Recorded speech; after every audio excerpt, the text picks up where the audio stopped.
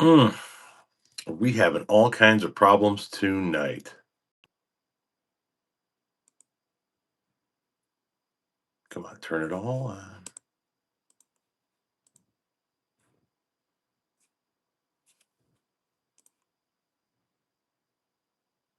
Come on, is it all working?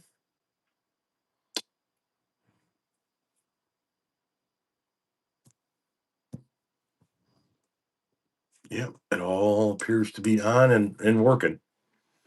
So I've sent him a new link via email.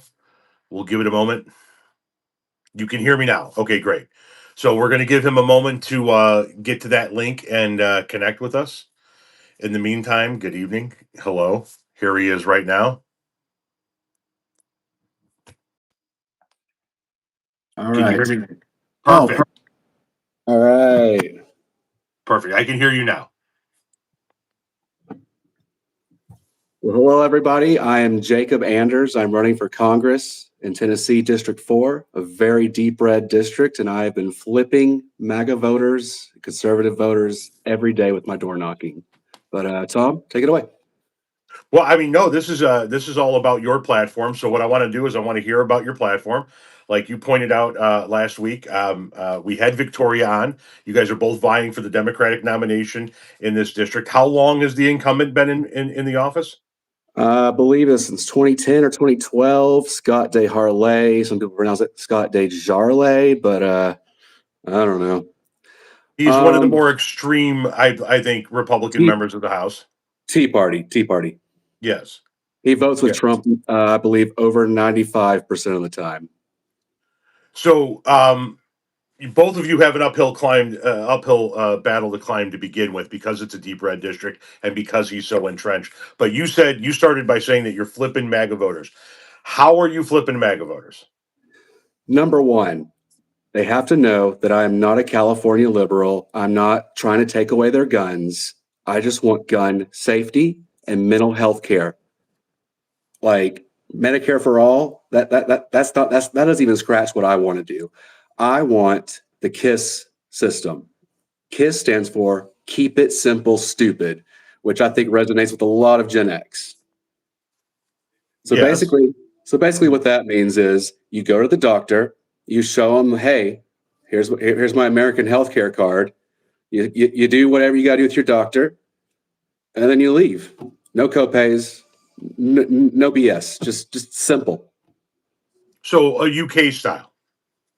Pardon? A UK style. UK, but better. We don't want those long waiting times. We don't want the nonsense. We'll still have referrals because we can't just clog up the gastro doctor with people who are like, oh, my stomach hurts. Like, go see your primary doctor. Let's find out what's going on, and let's get you the help you need. And what's the plan to pay for all of that? I happen to agree with your plan. I'm just curious. I have to ask the candidates, what is the plan to pay for it? The number one source of income would be the I think a $900 billion Pentagon budget. I mean, it's insane how much money we spend on just offense. I mean, they call it the defense budget to, soften the language, as George Carlin likes to say. Soft language is defense. No, it's offense. So we need to cut that. We need to cut military foreign aid to Israel. I understand some foreign aid is for global vaccines, helping people with malaria illnesses. Of course, we have to keep that up. That's part of the Humanity First platform that I'm running. We got to be able to take care of the poor people of the globe if we can afford it, which, the small portion of foreign aid that goes to actually good things, I think is like 28 million, 20 billion. But am I good now? I think it just hiccuped. Is anybody else in the comment section seeing him freezing up a lot? Okay, now I see a steadier stream. All right. Sorry, it was getting very blocky. You were talking about your Humanity First agenda and having to keep some of the aid flowing for things that are necessary, but not for the military. You say that your people in your district are resonating with this. how do you know they're resonating? What are they saying to you? Well, when I door knock and I talk to conservatives or MAGA voters, they either tell me to get the heck off their property or they Okay. hear my platform and they're like, dude, that's what I want. That's what I want. And if you look at the political compass, I've posted it on Twitter, I am the bottom left-hand corner. There is no other politician with me. But when people take the political compass test, they find themselves there with me. Okay. All right. You started out with guns. Why did you start out with guns? Is that one of the number one issues that you're hearing from the people in your district?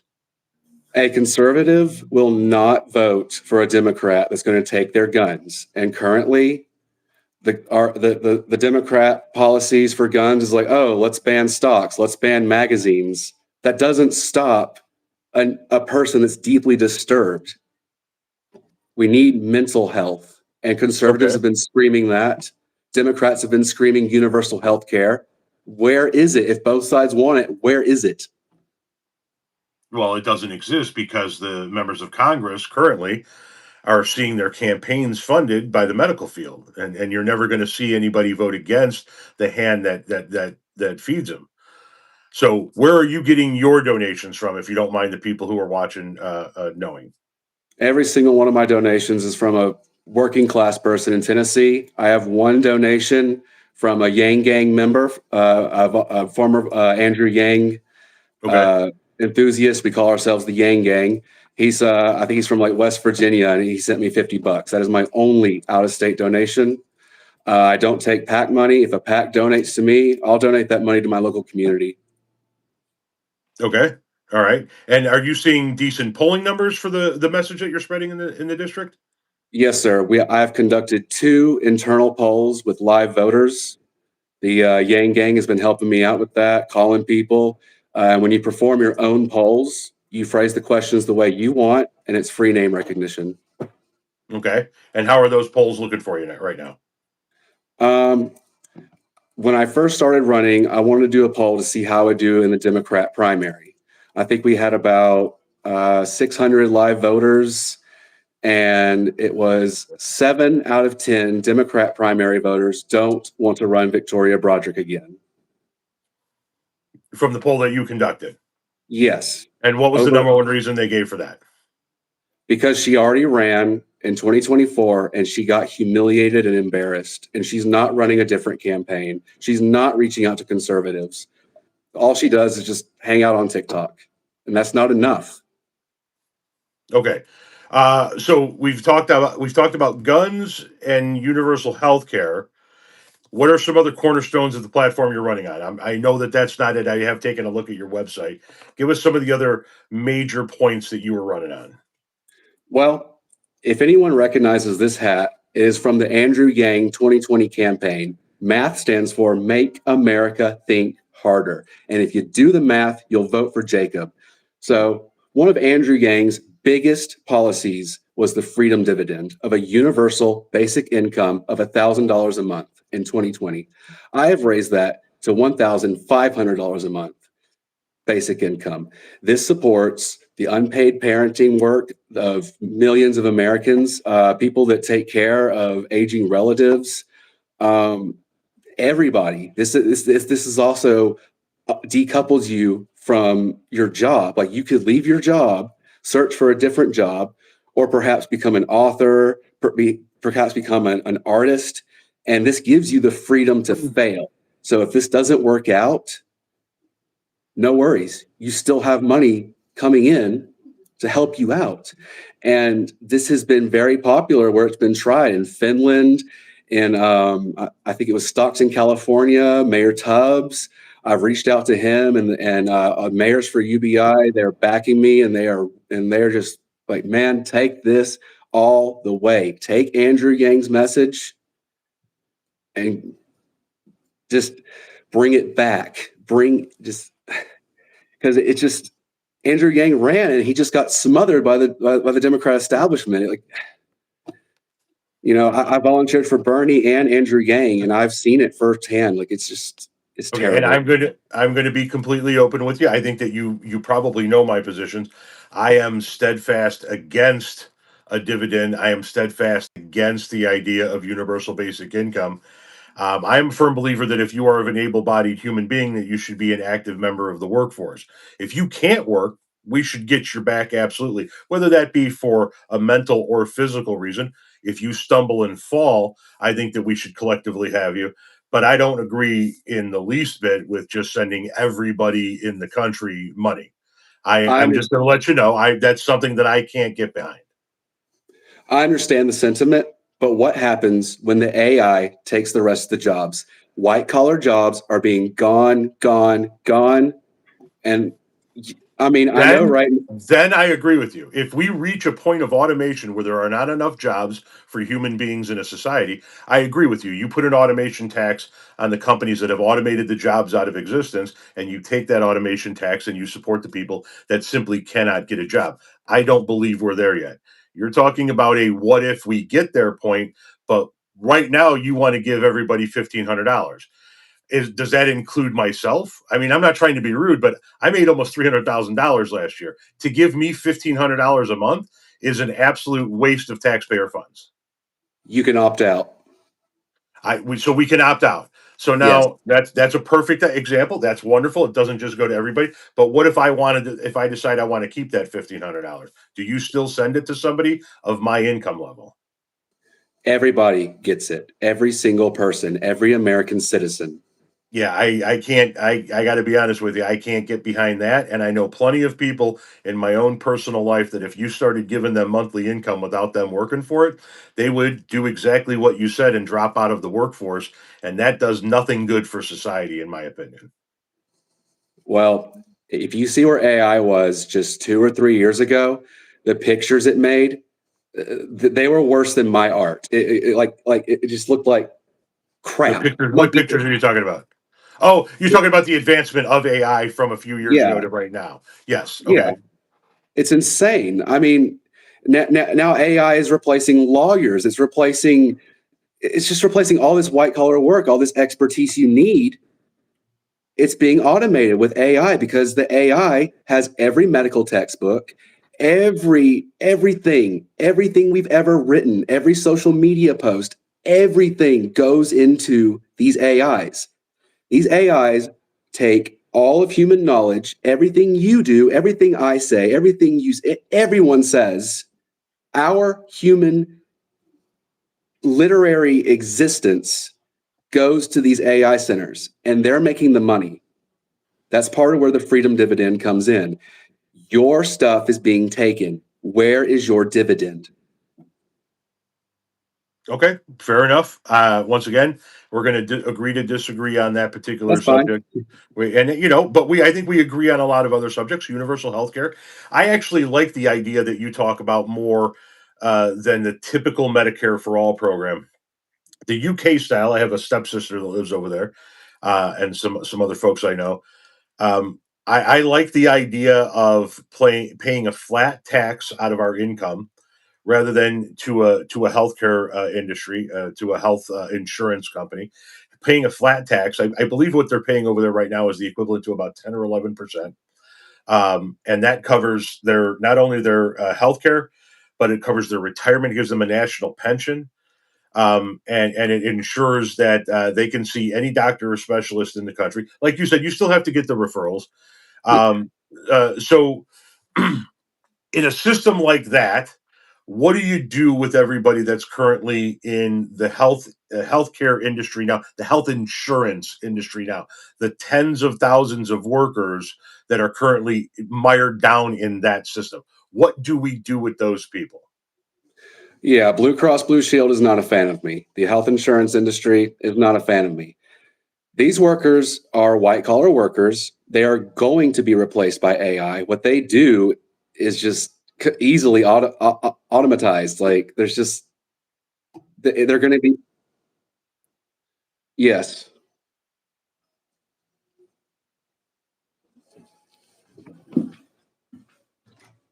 What are we doing here? Okay, now I can see you. You're streaming back again. Okay, All right, I great. How turn you off. doing? How you doing? Just I a turned off. couple of technical difficulties. It happens. You know, it happens. I'm turning off the Wi-Fi for everything in the house. Just turn the No TV off problem. too. No problem. No problem. Sorry. Go ahead. Start again, please, if you wouldn't mind. Can you reset me? That just like So, what do you do with the tens of thousands of healthcare workers that are in the health insurance field specifically? Okay, so AI is going to get rid of these workers anyway. They're white collar workers, they're insurance adjusters, they're people that call you on the phone, deny your claim. An AI can do that. It can already do that. So, what do we do with these people? Well, the freedom dividend gives them money while they find out what they're going to do for their next job. People could say, we're going to do job training, we're going to give you this, that, but it has to be AI proof. I mean, nobody wants to get trained for something and then just hung out to dry. Okay. All right. So, in addition to UBI, are you in favor of um, providing housing for all? What I want to do is make housing cheap and affordable. Maybe not cheap, but affordable Yeah. for Well. people like it was for the silent generation and the boomers, where they get their mortgage made sense. Getting a mortgage didn't require all this insanity. I mean, don't even get me started on credit scores and how that's rigged. I mean, what is that? Um, yeah, what I want to do is make housing affordable so people own homes. Because renting, for most people, renting is just throwing money into a hole. It's money that you're never going to get back, money that doesn't build generational wealth. I mean, it's like the AI billionaires say, you will own nothing and you will be happy. And I don't agree with that. I don't necessarily disagree with you. I think that there are some people that still want to rent. I think that there are some people that move around a lot and renting makes sense for them, or they prefer to live in an urban environment and not have the headaches of the maintenance of the building. But I do agree with you. I think that home ownership has always been the primary path to sort of the what has been traditionally known as the American dream. Building generational wealth, like you said, often happens when you possess land and can pass that wealth down. So you want to make housing more affordable, but not necessarily give everybody housing. So how do we make housing more affordable? How do we make sure that the rent for the people that do want to rent is more affordable? And from my personal standpoint, while I don't have a problem with the man or the woman in your blue collar neighborhood that worked their ass off and went out and bought a couple of rental properties and they're renting them out for extra income, how do we get the corporations out of the rental game so that we don't have some company that owns, and once again, full disclosure for anybody that listening and for you yourself, I am a capitalist. I am somebody that believes in heavily regulated capitalism with robust social safety nets. I think that as a business owner, and I have 4 LLCs myself, I should be heavily regulated. And once my regulations are in place to take care of society and the people that either work for me or work around me, then I should be free to go out and make as much money as I can possibly figure out how to make. So how do we make it affordable for my kids? I'm from the Gen X generation. I was born in '72. I was able to buy this house for $185,000 21 years ago with a $5,000 down payment and shitty credit. Exactly. My daughter's 24 years old, renting a $2,300 a month apartment and is never going to be able to afford a house. How do we make it affordable for her? Okay. I'll start off by saying I'm not going to outlaw rentals. I've been in plenty of Airbnbs. I love the experience. I love traveling the country. Um, I'm sure you might be aware of the scandal where all these rental people were using AI to set their rent prices to make it as high as possible. Are you aware of I that did read. scandal? I read a little bit about that, not much. Okay. Well, yeah. So these people do not have the interests of the American people at heart. I'm sure there are plenty of people that rent things out that are not slumlords, that are good, hardworking, honest people that keep the property up and try to take care of people. But right now, the cost of building a house is ridiculous. I know, I think it was sometime during COVID, the cost of building materials skyrocketed. People blame it on Trump, people blame it on Biden. I mean, it's just we had a global crash. And so, oh man, there are a lot. of laws that have to be changed in terms of zoning. Man, the history of redlining. There's just so much stuff that Do they you have have any? done. Do you have any specific plans in mind? Should you be elected to Congress? Any bills that Yeah, you would like to put forth?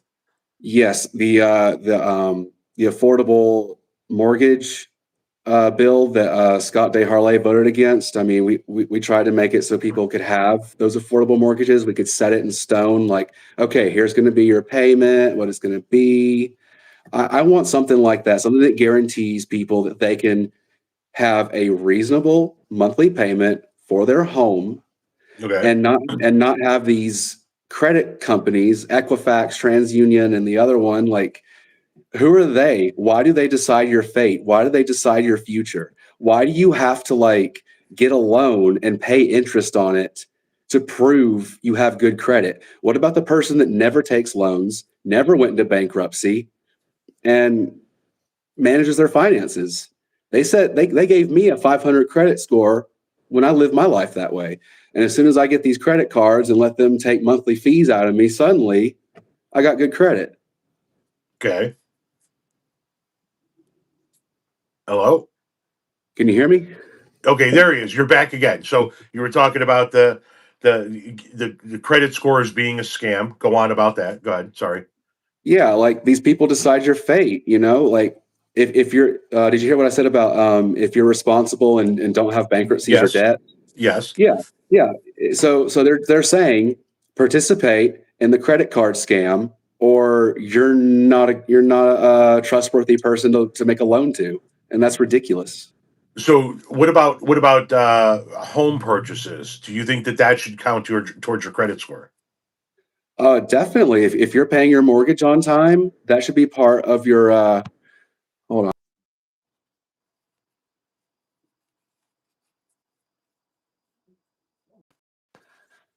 All right. People texting me.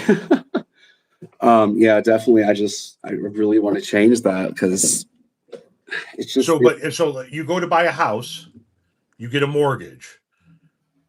I'm just curious as to how it works for you. How do you prove to the bank that you're good for what you are borrowing for a house? Forget the credit card companies, okay? I agree with you that the credit card companies they're predatory. I have more than enough credit cards in my wallet to know just how exactly predatory they are.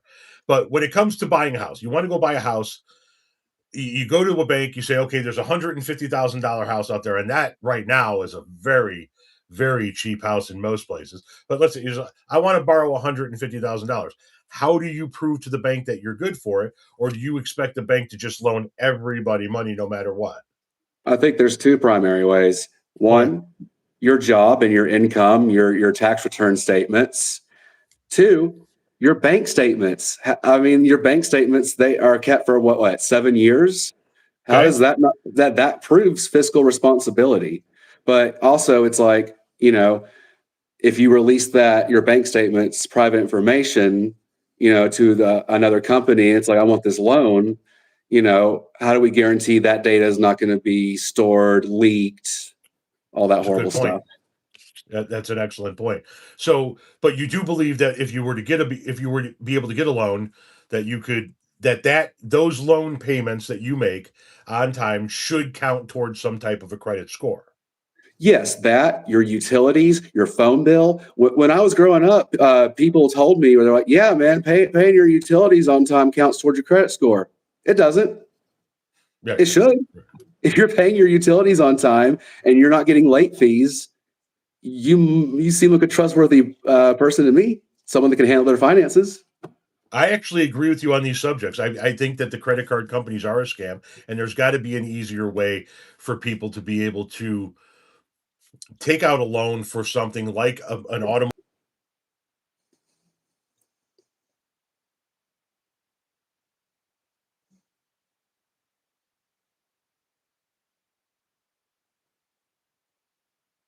It's cutting out on you, but it's